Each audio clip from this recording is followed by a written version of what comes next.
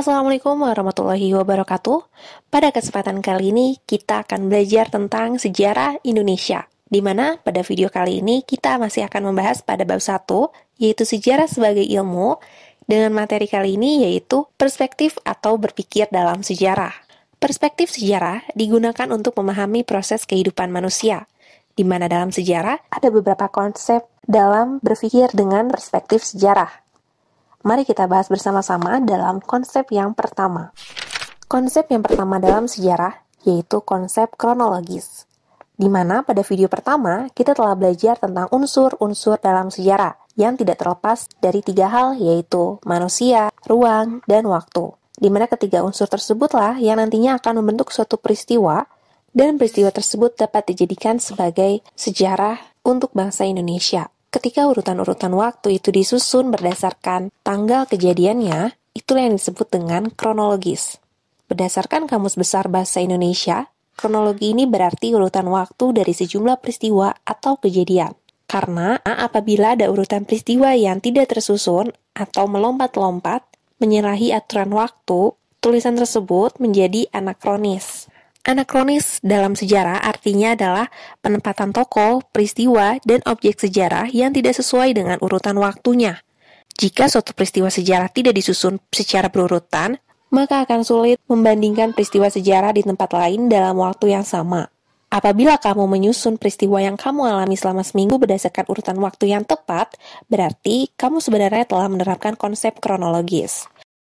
Untuk memudahkan kamu dalam memahami konsep kronologis ini, mari kita bahas bersama-sama dalam contoh pada tabel berikut ini.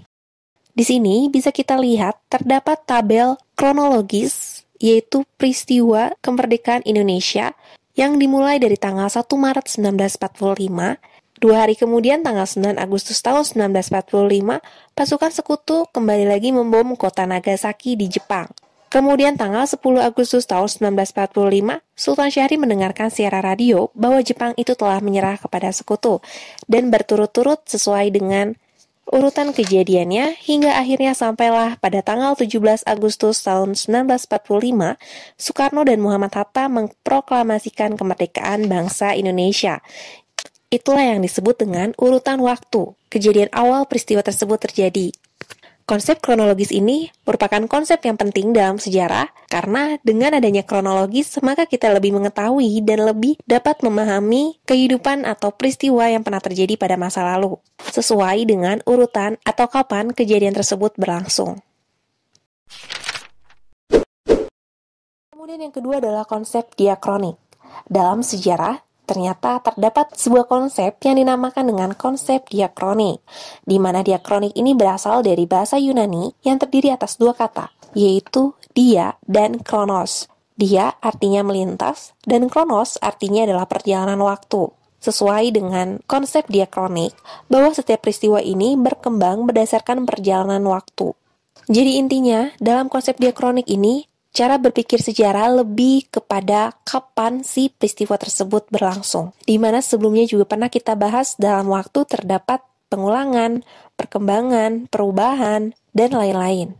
Diakronik ini lebih memusatkan suatu peristiwa pada tanggal atau pada waktu kapan peristiwa tersebut berlangsung.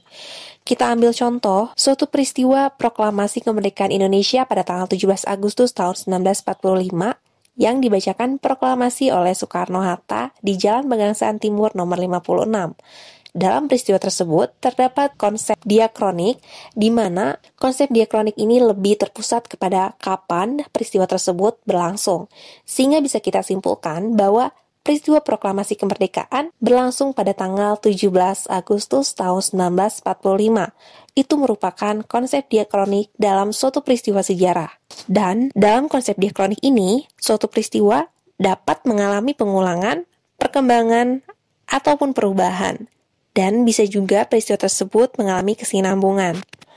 Jadi jangan sampai lupa ya anak-anak, bahwa konsep diakronik ini lebih terpusat kepada kapan atau waktu berlangsungnya peristiwa tersebut. Pada konsep yang ketiga ini adalah konsep sinkronik, di mana konsep sinkronik lebih melebar selain daripada waktu. Artinya, dalam melihat sudut pandang suatu peristiwa dalam sejarah, bukan hanya sekedar waktu yang kita lihat, tetapi ruang dan lain-lainnya yang selain daripada waktu, ini merupakan bahasan dalam sinkronik.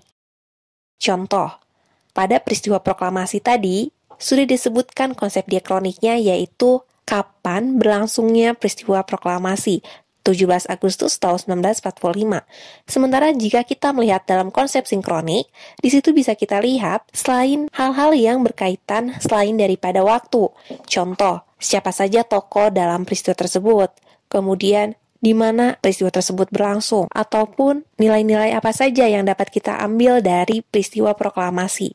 Bahasan-bahasan dalam sinkronik ini lebih melebar dalam hal yang lebih luas dibandingkan diakronik yang lebih sempit pada konsep waktu saja. Jadi jangan sampai lupa ya anak-anak, konsep diakronik membahas tentang waktu, sementara konsep sinkronik bahasannya lebih lebar selain daripada waktu.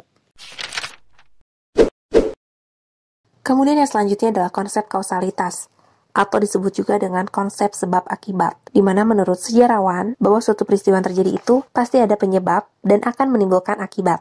Konsep kausalitas ini juga dapat digunakan untuk menganalisis suatu peristiwa yang terjadi. Kita ambil contoh yaitu peristiwa lengsernya Presiden Soeharto. Seperti kita ketahui bahwa Soeharto ini menjabat sebagai presiden kurang lebih 32 tahun. Di akhir tahun kepemimpinannya, Indonesia sedang mengalami banyak situasi krisis. Salah satunya yaitu krisis ekonomi yang mengakibatkan kesulitan hidup masyarakat Indonesia, di mana kondisi ini akhirnya mendorong para mahasiswa untuk melancarkan serangan aksi demonstrasi. Puncaknya yaitu mahasiswa berhasil menduduki gedung DPR MPR RI. Oleh karena sudah tidak lagi mampu mengendalikan keadaan, akhirnya Soeharto memutuskan untuk mundur dari kursi kepresidenan. Dari peristiwa tersebut dapat kita analisis menggunakan konsep kausalitas, di mana penyebab lengsernya Soeharto karena adanya krisis ekonomi di Indonesia yang menyebabkan para mahasiswa mengajukan aksi demonstrasi. Akibatnya adalah Presiden Soeharto akhirnya memutuskan diri untuk mundur dari kursi kepresidenan. Dan yang terakhir adalah konsep periodisasi. Periodisasi adalah pembabakan waktu yang diterapkan dalam kajian sejarah. Dalam pembabakan waktu ini diterapkan untuk membatasi kajian sejarah itu sendiri. Pembabakan waktu dapat mempermudah pembaca untuk mengetahui jalannya peristiwa secara kronologis. Artinya, dalam pembabakan waktu ini, peristiwa-peristiwa sejarah tersebut dikategorikan dimulai dari kapan peristiwa tersebut berlangsung hingga berakhirnya peristiwa tersebut. Contoh, periodisasi sejarah Indonesia yang dimulai dari tahun 1800 sampai dengan 1968, di mana rentang waktu antara 1800 hingga ke 1968 mengalami banyak peristiwa. Gunanya dalam konsep periodisasi ini adalah mengkategorikan setiap peristiwa berdasarkan kapan peristiwa tersebut berlangsung. Langsung saja kita bahas, dimulai dari tahun 1800 sampai dengan tahun 1900, Indonesia mengalami masa pemerintahan yang masih dijajah oleh kolonial Belanda. Kemudian tahun 1942 sampai 1945, Indonesia mulai beralih kepada periode masa pendudukan Jepang. Kemudian tahun 1945 sampai dengan 1950 berganti lagi dengan periode revolusi kemerdekaan. Kemudian tahun 1950 sampai dengan 1957 periodenya berganti lagi menjadi demokrasi liberal. Tahun 1957 sampai dengan tahun 1965 berganti lagi menjadi periode demokrasi terpimpin atau Orde Lama. Kemudian tahun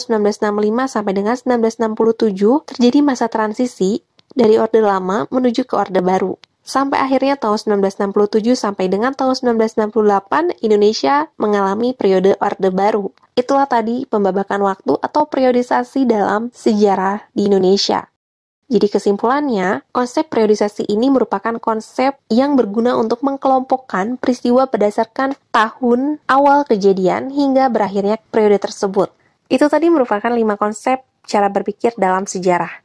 Mungkin cukup sekian yang dapat disampaikan pada video kali ini. Semoga kalian lebih memahami materi sejarah sebagai ilmu. Tetap semangat dan terima kasih. Sampai bertemu lagi pada video berikutnya. Wassalamualaikum warahmatullahi wabarakatuh.